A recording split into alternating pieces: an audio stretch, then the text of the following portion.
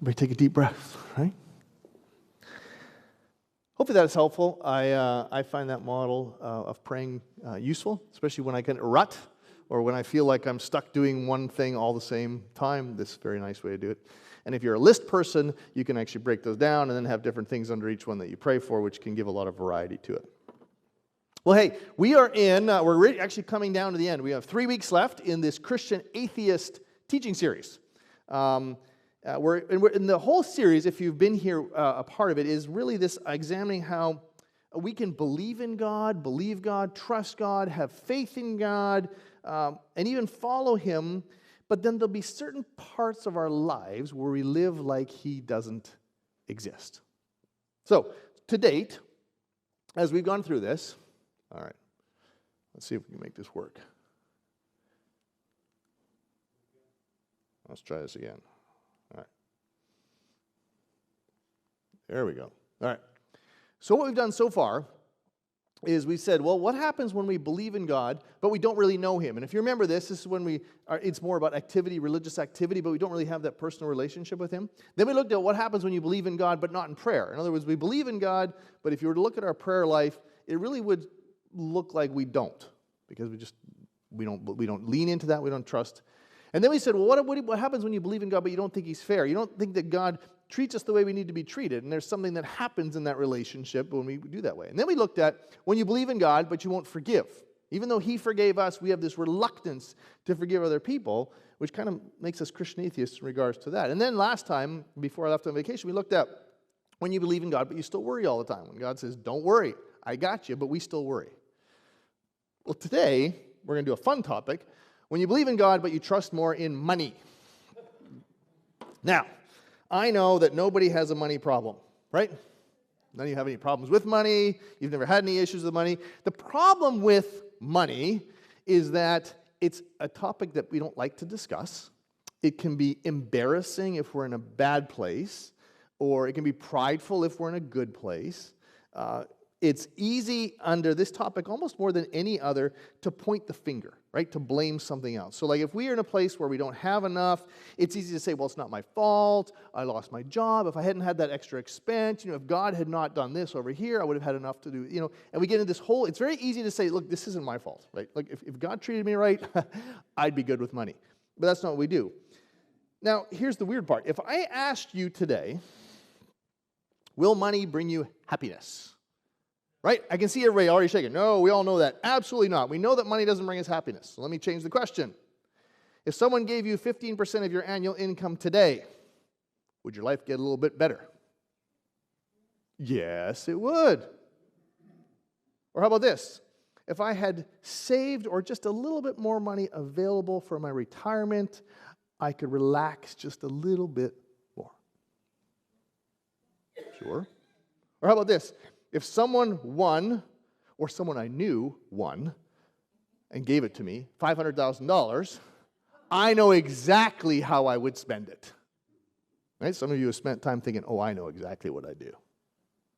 And if you're a father, mother, grandparent, don't you ever find yourself when you're praying for your grandkids that they would flourish in this life, and you pray that they would make good decisions so that they are financially secure when they get older? And at the very least, that they're not living in your basement when they're 45, right? I mean, don't we want that for them? It's like, okay, yeah, I know money doesn't bring happiness, but these are all the things I would like to say, and none of them are necessarily bad. But I find this whole topic fascinating. When I was in sales, I spent 15 years in that world, and part of my job, I was a relationship manager. I had distributors, I had customers, and so I actually got to do a lot of golf on the company dime. And it was a lot of fun because we'd go to these tournaments. And so I'd go to these tournaments, and you're golfing with a lot of men and women who are wealthy. I mean, they're making good money. They're the managers of businesses. They run entire branches. And you would see them come together. They all have the latest equipment. I mean, just thousands and thousands of dollars in golf clubs and all this stuff. And then you would come to dinner, and they would have raffles. And you'd watch these people get so excited because they won something. And they would leave clutching these little things that they won that I thought, you have enough money to buy 500 of these. And yet, there was something about, look what I got, look what I won. They're not sharing. It's like, I never saw someone win a bottle of whiskey and then say, no, they want to take it home, right? I mean, that's what they would have for prizes. I did win one once. I gave it to my neighbor. I didn't know what to do with it. See, the whole topic of money, it actually creates some tension in us.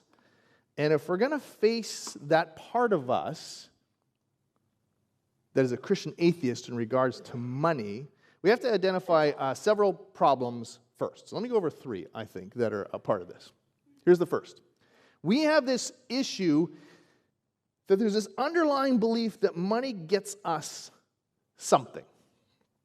Right? It might be money equals security. If I have more money, I'm a little more secure. It might be that, if I have more money, I actually can enjoy myself, I can have more fun. Or maybe it's just, if I have more money, more power to do the things I want to do, I can influence things. And so we have this kind of idea in here that, and it's not often conscious, but our minds have this mentality that says, look, I don't need money to be happy, but I would still like to be able to travel. I don't need to be rich, but I do want to be able to eat out whenever I want. I don't need a ton, but I don't want to run out when I get older, right? We've made this connection between money and stuff. And for some of us, it might be more, maybe it's more apt to say it this way: more money equals more blank. Right? If I just had a little bit more money, I'd be a little more secure. If I had a little more money, I could do a few more things that I would like to do. If I had more money, I could get more accomplished.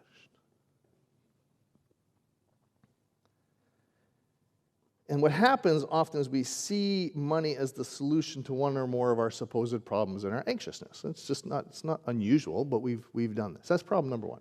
Problem number 2 is this: enough is a moving target, because the problem first was, well, if I just have enough, well, what is enough? They did a survey on this. They asked people who made $50,000 a year what it would mean to be rich. And they said, well, if I can make $80,000 to $100,000, I'd be rich. So they went to the people who made $80,000 to $100,000 and said, are you rich? They said, no. Well, how much would be enough? How much would be rich? They said, well, if I made $250,000 a year. So they went to the people that made $250,000. They said, well, do you have enough? They're like, no. Well, how much would it be if you were rich and had enough? Well, if you made $500,000. So they went to the $500,000. And you can see where this is going, right? Every single time they went to new, and it was about double what they currently made, that would be enough. It's a moving target. I saw this week. It's a tattoo that someone put on there. Enough is never enough. You know how I know that we believe this? Because you're like, no, I don't believe that. Yes, you do. When you were 19, if you made at 19 how much money you made at 30, would you have said you had enough? Right? When you're 19 years old, you're like, oh, if I make that much money, we are good. Then you got to 30. What if you had made at 30 how much money you made at 50? Would you have had enough? You're like, yeah, okay, now that's an order of magnitude bigger. Yeah, that would have been good. Then you got to 50. And you thought, oh my goodness, I just need to a little more, right? I mean, this is what happens. Because enough is a moving target. There's always something better. There's always something more. There's always a little more security. There's always something else. That's a problem. Here's number 3. We've disconnected money from our hearts. The reason for this is that money itself is amoral. Everybody knows what that means, right? It means it's neither good nor bad in and of itself. There's nothing about money particular that's evil or good. It's a tool. It's something that can be used for good or used poorly. The problem that creates in some of us is we then disconnect money from our faith. And so a lot of people, when they look at faith or church or God, they say, okay, when I think about faith, what are the first thoughts that come to our head? Prayer, right? Our relationship with God, forgiving other people, volunteering and helping out, evangelism, but money rarely is at the top of that list. In fact, a lot of times it's completely separate. It's like, okay, yeah, I get all this faith thing, but you know what? My money is my own. And even if I don't fully believe that, I say some of my money is my own. Well, according to Jesus, that's not even possible. And what we're going to see in a minute is that Jesus directly connects our hearts with our wallets. And you can't disconnect the two. Now, you've probably heard that Jesus talked more about money than heaven and hell combined, right? You've all heard that before? Do you ever wonder why? I mean, heaven and hell are extraordinarily important and amazing concepts, but you know where they are? They're out there somewhere. They're in the future. They're hard to get your hands around. Do you know what's right now? Money. Because you're thinking, who's paying for lunch today, right? I mean, it's right there. It's all the time. It's happening. It's what we do. It's how we live. It's where you can't escape it. It's part of living in the world, and it can be a huge issue for any one of us. So here's how we're going to go. Here's where we're going today. We're going to take a look at two stories from the life of Jesus. And we're going to look at two different people that he encountered, two different people that were familiar. These stories of these people are familiar to most of you. And then I'm going to propose three questions that I think would be good for us to ask if we're wondering whether or not we're acting like Christian atheists with regards to our money. Are we good? Okay, now, in order to make this work this morning, I need you to not rely on what's on the screen. So if you have your phone, if you have your Bible, if you have an app, if you can be looking up these passages as we read them, please do that. The first one's going to be in Mark. Mark chapter 10. Okay? So right now you can turn to that, flip to that, get it in your phone. I need to have that out. And today you have permission because you're going to need your phones if you have it with you anyway. Okay? So you can pull those up. Now, if you were here a few weeks ago and we looked at that problem of worry, do you remember what the last part was before we talked about worry? There was this section said, "Do not store up for yourselves treasures on earth where moths and vermin destroy and where thieves break in and steal." He goes on to say where their treasure should be. And then he finishes by saying, "No one can serve two masters. Either you will hate one and love the other, or you'll be devoted to the one and despise the other." And then he says, you cannot serve both God and money. And then he went on to talk about worry. Money can be a problem if it holds the wrong place in your life. And so here's the statement I kind of want you to remember as we go away from today. And it's simply this: money makes a great servant, but a lousy master. Money makes a great servant, and when it's something that you get to decide how it works and what is going on, it can be fantastic. But when it's your master, it's just a bad place to be. And when we believe in God, but we trust more in money, what happens is money moves from being our servant to being our master. And when we put our trust in money instead of Jesus, we become ruled by or controlled by it. So let's take a look at two different people. Now, these two different people, one was very moral, one was very immoral, but both were rich. And both encountered Jesus and had very, very different results. Right? You got it on your phones and your Bibles, Mark chapter 10? I'm going to put it up on the screen, but there's a reason why you need to have it up. Let's look at the first one. Very familiar story if you've been in church for a long time. As Jesus started on his way, in other words, he's moving from one thing to the next, a man ran up to him and fell on his knees before him. "Good teacher," he asked, "what must I do to inherit eternal life?" "Why do you call me good?" Jesus answered. "No one's good except God alone. You know the commandments. You shall not murder. You shall not commit adultery. You shall not steal. You shall not give false testimony. You shall not defraud. You honor your father and mother." A list that a lot of us would go, "Yeah, okay, I get that list." "Teacher," he declared, "all of these I have kept since I was a boy." You can see him getting excited, like, "Oh man, I got this nailed. I've got it. I know what I'm doing." And Jesus looked at him and loved him. "One thing you lack," he said. "Go sell everything you have and give to the poor, and you will have treasure in heaven. Then come follow me." At this, the man's face fell, and he went away sad because he had great wealth. And Jesus let him go. All right, so we're going to pause for a second. I'm going to give you two ways to do this. Because if you're introverted, you're not going to want to talk to anybody. But if you're not, I want you to get with the people next to you, and in the next 60 seconds, make as many observations you can about this rich man. Okay? So just get with the people next to you. Here's what you can do. You can discuss with the person next to you. If you're watching online, type some of your observations in the comments. And if you're an introvert and you don't want to talk to anybody, text to that number your observations. All right? Seriously, text them to me. I'm going to get them right here. Give me your observations. So 2 minutes, go. Talk to the people around you.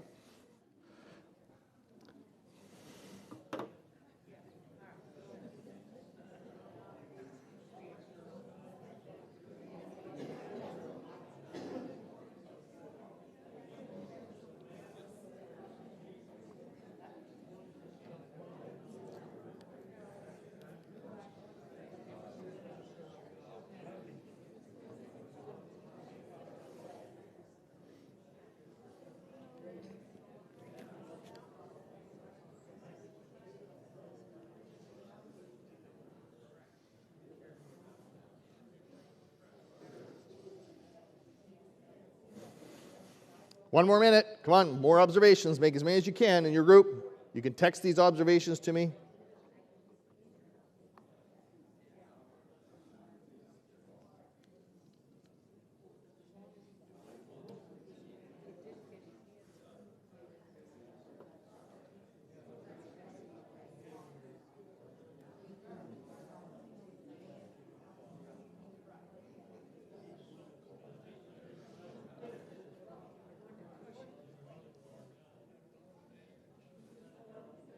All right, time. Okay. All right, talk to me. What did you notice about this guy? What were your observations? Just yell them out. He didn't want to give up. All right, didn't want to give up his money. His money was important to him. What else? He was good. That's excellent. Someone help me out. What is it? Well, we'll talk about that in a second. Let's just do more observations. He was good. He was inquisitive, right? He actually had a question. He wanted to know something. What else? It looks like he gave up eternal life for his money. That's right. And? So he was emotionally invested in this. That's good. Yeah. What else? There's a little bit of arrogance in there, wasn't there? Like, I'm a good guy. I know what I'm doing. Yeah. It's interesting that he had all of his money, he said it's not enough. If he thought his money was enough, he wouldn't have come to Jesus in the first place, right? So there was something missing that caused him to come. Exactly. It's good. One more? But there wasn't enough emptiness to serve. Right. So there was something missing, but it went a little bit beyond him. Really, really, really good. So this guy was good, as you guys said. And by the way, if you think about it, because you have to extrapolate a little bit, because it's not explicit in the story, but if he was good and he was following all those commandments, you know what other commandments there were? To give. Right? You were supposed to be generous. You were supposed to give alms. So in all likelihood, he thought he was a generous guy. He was probably giving money to the poor. Right? It's not like he wasn't doing this. That was part of the whole morality issue. If he was doing all these other things, he was probably doing that too. So he's a good guy. He was, had some level of generosity, but there was something missing. There's something about that something he wanted, something that he's like, yeah, I got all this, but maybe Jesus has the answer. Interesting. Well, let's compare this guy to our next story. It's in Luke chapter 19. So flip over to Luke 19. I'm going to put it up again, but we're going to do the same exercise here in a second. Luke chapter 19. You're all familiar with this. This little wheel of man was he? This kid's song that ruined this story forever, right? Only those who've been in church a long time know what I'm talking about. Okay, here we go. Jesus entered Jericho, and he was passing through. In other words, he was on his way from point A to point B. Jericho's on the way. A man was there by the name of Zacchaeus. He was a chief tax collector and was wealthy. He wanted to see who Jesus was, but because he was short, he could not see over the crowd. So he ran ahead. He climbed a sycamore fig tree to see him, since Jesus was coming that way because he was passing through Jericho. When Jesus reached the spot, he looked up and he said to him, Zacchaeus, come down immediately. I must stay at your house today. So he came down at once and welcomed him gladly. And all the people saw this. They began to mutter, he's gone to be the guest of a sinner. But Zacchaeus stood up and he said to the Lord, look, Lord, here and now I give half of my possessions to the poor. And if I have cheated anybody out of anything, I will pay back 4 times the amount. And Jesus said to him, today salvation has come to this house, because this man too is a son of Abraham. All right, same exercise. Get with the same people. Many observations as you can about Zacchaeus. Okay, go, 2 minutes.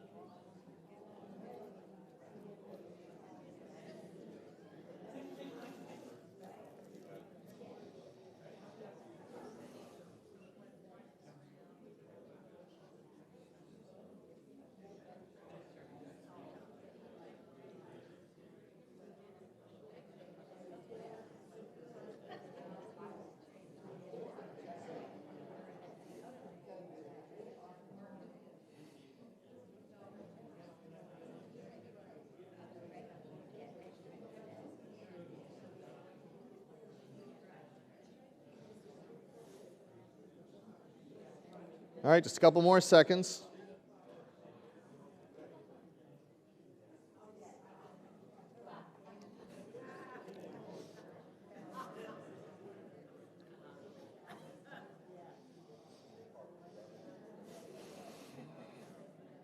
All right, time. All right, same thing. Help me out. What are some of the observations you see when you look at Zacchaeus? What was that? All right, well, there's a question. He gave up half, not all. That's a good question. What else?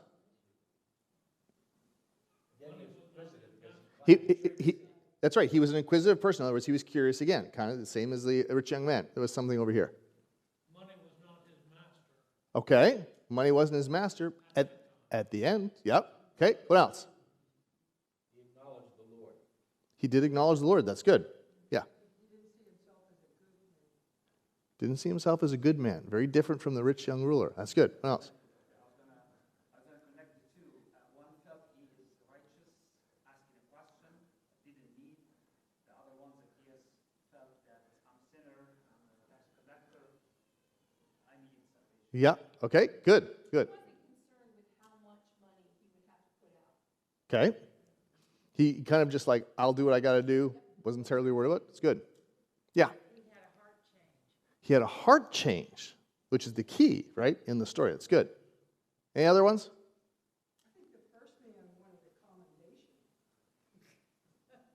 He was looking for someone to get, he wanted an attaboy.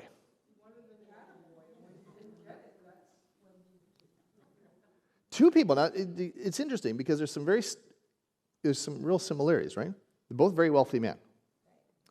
They both had something missing, right? Because if the rich young man doesn't have anything missing, he doesn't come for Jesus. If Zacchaeus isn't seeing something missing, he's not inquisitive. He doesn't care about who Jesus is. So they both had something missing.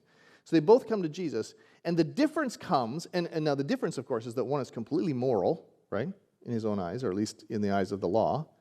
Zacchaeus is that layer that's below sinners, right? He's down at the bottom of the rung, right? Sinners, tax collectors. So he's there. And then, and the biggest difference is in their response to Jesus, which I think is where we're going to find out how we deal with this Christian atheism when it comes to money in our lives. So let me give you three questions. Three questions that come out of these stories. Really good feedback there, guys. Three questions that I think we need to ask. Here's the first question. In my finances, does money look more like my servant or my master? Do you find it interesting, or at least I do, that Jesus challenges the religious person with regards to his money but ignores it completely when it comes to a money-focused person? Because Zacchaeus, that whole profession of tax collecting was all about money and getting as much money as you could. So it's not that Zacchaeus didn't care. He was a wealthy man who did whatever he had to do to make money. Yet Jesus ignores it completely, but talks to the religious guy about money. It's interesting to me. Which of these men do you identify with more? Don't say it out loud. And does it change before and after their encounter with Jesus? In other words, oh yeah, I identify more with the rich young man, but you know what I identify with more is Zacchaeus after. I'm curious, what does that look like for you? See, there's an interesting observation. You have to catch this too. The rich young ruler was not going to get eternal life if he gave away his money. And Zacchaeus did not get eternal life because he gave away his money. You understand that? The response to Jesus showed the state of their hearts, which is what Jesus was interested in. And the fact that the rich man wouldn't give his money away, that wasn't what disqualified him. He was basically saying, that's my master. You're not. And Zacchaeus, it wasn't him giving away half. That's why the amount doesn't really matter, because Zacchaeus is like, I have to respond to this. He was so enamored with Jesus, he couldn't help but let his repentant heart change his actions. And money went from being his master to his servant. And so really, before you can go anywhere else on this topic, you need to each one answer this question. Is money my servant or is it my master? And it is not as easy to answer as you think. But if you don't get this question answered, you'll never move, because trusting in money is sneaky. It creeps into our lives. It's easy to think that, by having a little bit more or making a little more will help us worry less. We'll be able to withstand the upcoming recession, the downturn in the economy or the unexpected expenses. And we feel at some level like a little more money will make us happy. And by the way, that's proven out. Because how'd you feel the last time you got in that brand new car and drove it home? You didn't feel bad. You thought, I like this car. And the last time you went on vacation, you sat in your happy place and you went, oh, this is so good, right? There's something about money and what it gets us that does, it's enjoyable. It makes us happy in the moment. So how do you tell whether money is your servant or your master? Well, there's a couple of questions here, and there's more, but here's a couple that I came up with. Is there anybody that you know that when you see what they have, you wish you had something like it? Or, if you're really honest, you just wished they didn't have it.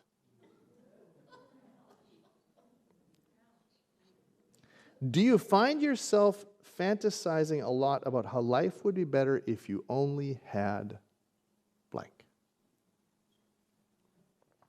How about this? Are you ever frustrated at God for blessing people who are way less spiritual than you are? You think, come on, God, what are you doing? Do you get defensive when someone talks to you about how you use your money? Or maybe would you avoid the topic altogether and never have the conversation? Or maybe if you don't have very much, you just find yourself worrying and thinking about it a lot. See, those are the kind of questions we say, okay, what role is money playing here? And maybe the better question, because this quest in terms of money and how it plays in our life is a never-ending journey. It never stops. Maybe a better question is this: in my finances right now, does money look more like my servant or my master? I'll never forget, I took a spiritual gifts test back when I was in business. I was making very good money, and I did a spiritual gifts test, and generosity came up as one of my top 3, and I thought, right, I'm a generous person. Then I became a pastor. And I took the same test years later. Generosity didn't hit the top 5. I thought, well, what's changed? Are you a different person? Well, no, because it has connected to my circumstances. When I had less, all of a sudden, there was a heart issue that I didn't know existed. Money makes a great servant, but a lousy master. Question number 2. Do I trust that Jesus wants the best for me with regards to my money? When you look at the story, the rich young ruler actually saw Jesus' instruction as a barrier to a better life. He was unwilling to give it up for Jesus because he figured if I follow what Jesus is saying, my life's going to get worse. I mean, you want me to give all my stuff up? You want me to become a wandering person like you, like one of your disciples? You want me to lose the security of where I came from and being able to get what I want? You want to make it so I can't buy all the clothes I want or take the vacations I want? Jesus, I don't know. Mark includes this very curious little statement. It's not included in the other account of this. I don't know if you saw it. It says, Jesus looked at him and loved him. Why would Mark include that? This was not just, I think it's because this was not just an arbitrary command. That's why this doesn't apply to everybody at all times. This is just for this man. The reason that this is so important is because Jesus looked at this man and he loved him and he knew what was best for him. He knew what was going to get this young man to the place that he needed to be. He knew what was going to get him to this deeper relationship with God that he so craved. He knew what it was. And that young man said, yeah, you don't know. And I'm not going to do that. And that's why wealth is so often a spiritual disadvantage, because we think we have a lot to lose if we really trusted Jesus with our money. Zacchaeus, on the other hand, believed that following Jesus was to his benefit, even though it cost him a lot. How we answer this question will have a huge impact on whether money is your servant or your master. Have you ever thought, I'm so glad that that command to give away all your stuff is not to everybody, because I couldn't do that. I don't want to do that. In fact, I'm not even going to ask Jesus that question because he might ask me to do that. And I don't want to. No one's ever done that, right? Have you ever thought that if you truly gave God control of all of your finances, he would leave you enough to live on, but not enough to have any fun? Like, okay, God, I know you're not going to let me starve. I'm not going to have to live on the street. I get that. But if I really let you have control of my finances, I'm not going to be able to do this. I'm not going to be able to do this because you're going to have me giving it all away. Life's going to be boring and dull, and I'm going to be anxious. Or have you ever had, and this is very common in evangelical circles, you get that thought where you have this thought in your head about, I got to really be generous. I should really do this. I wonder if that's God. And the first thought that pops in your mind is, I'm supposed to be a wise steward of my money. I just can't make quick choices. I'm going to take my time and pray about this. And we talk ourselves right out of generosity.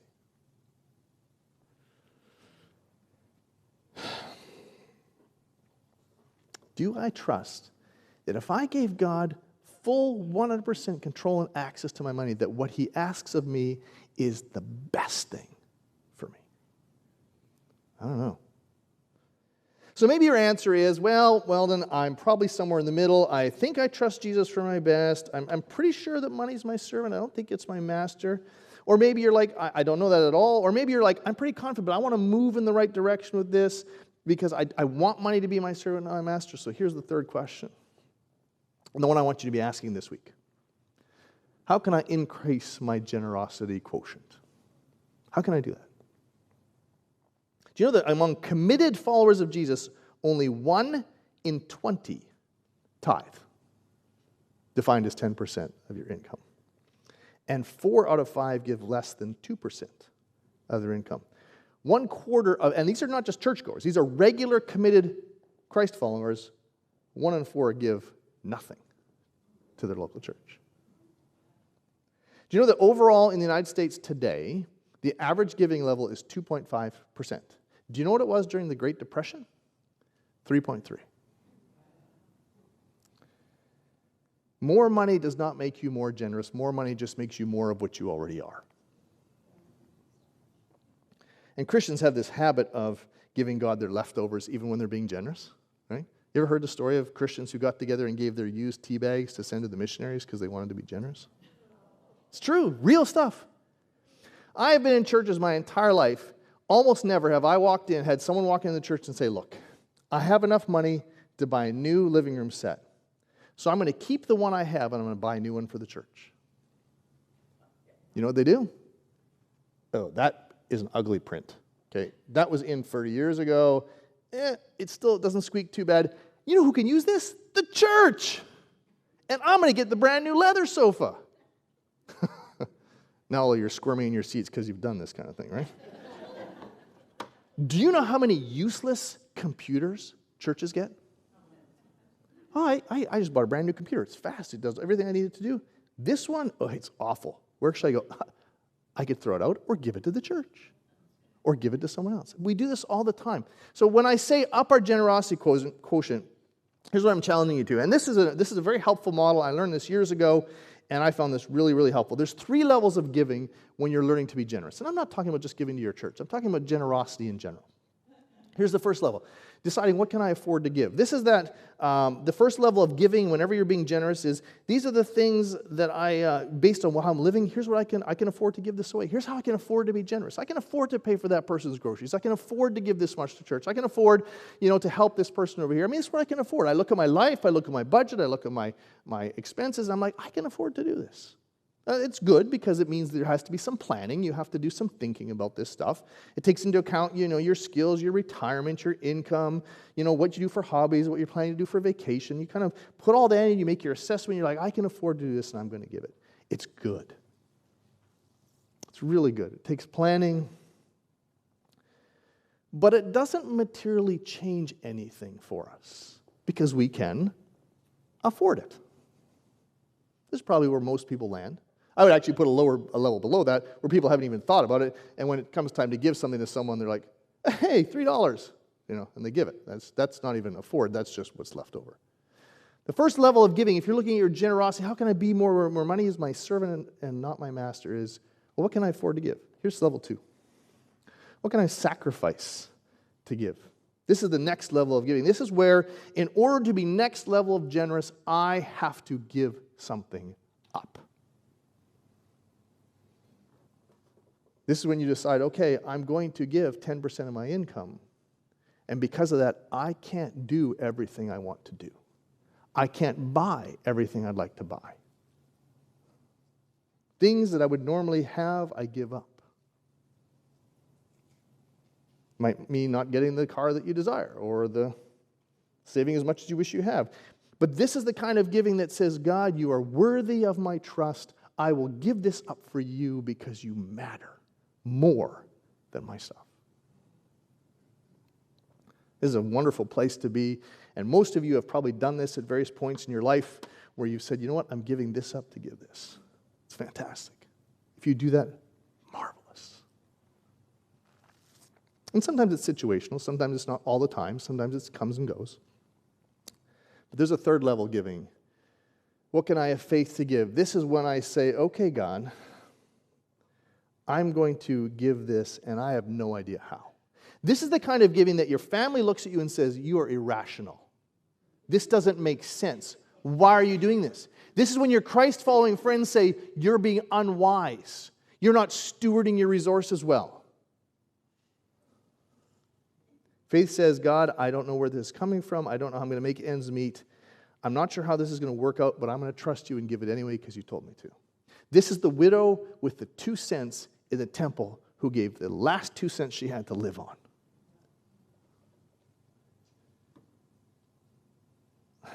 I'll share a story and then we're going to close.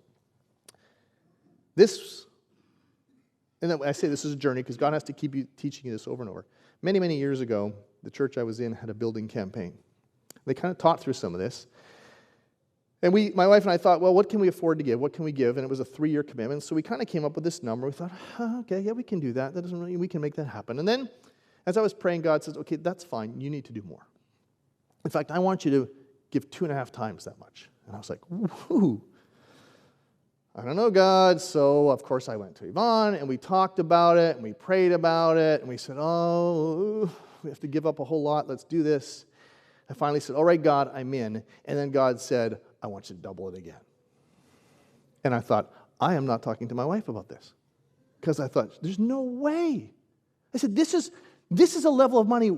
I don't make this much money. God, what are you asking? But we said, no, God is trying to teach us something. And so we said, we're in. And I will tell you that at the end of 3 years, not only had we met what we met, but we had taken every vacation and done everything we ever planned. And I looked back and said, I don't get it. God, you're amazing. A lesson I would have never learned if I hadn't said, I'm going to go to this level of giving.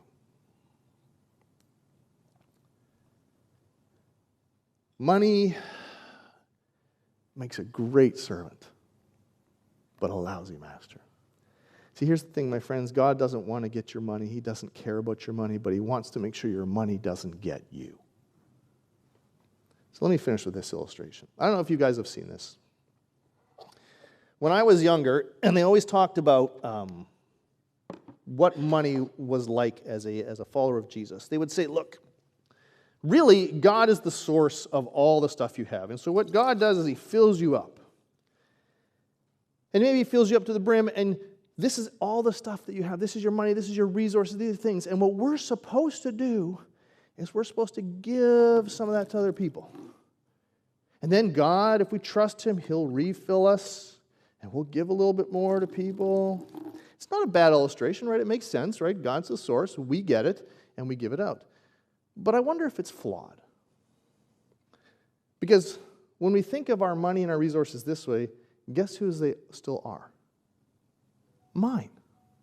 I get to choose how this works. And I can decide how much of this goes in, how much of this goes out, right? God's going to fill me up, and you know what? Times are a little tight. Oh, it's a really good year. I'm going to really help people out. I wonder if that's the wrong way of thinking about it. I wonder if the way God designed it is more like this. Where he says, do you know what you are? You're my son, you're my daughter. You are a conduit, and I'm giving it to you. And all I want it to do is flow through you to the places I want it to go. I'm not giving this to you so you can hold on to it and then help occasionally. I'm giving this to you because you are a conduit of my blessing to the people around you. I've given you forgiveness, give forgiveness. I've given you grace, give grace. And I've given you all the stuff that you have so that you can be a blessing to other people. So here's my challenge to you this week. Consider first whether money is, in fact, your servant or your master. Come to grips with this idea of, Jesus, do I really trust that you're going to do what's best for me if I give you control of it all? Not 80% control, not 75, not 90, but if I gave you 100% control, do I trust you? And then, up your generosity quotient this week. Do something you wouldn't normally do. Be extravagantly generous beyond what you do today. See what God does in you, in the people around you. And then my request is, as you do, let me know. Because we want to tell stories of how amazing our Heavenly Father is.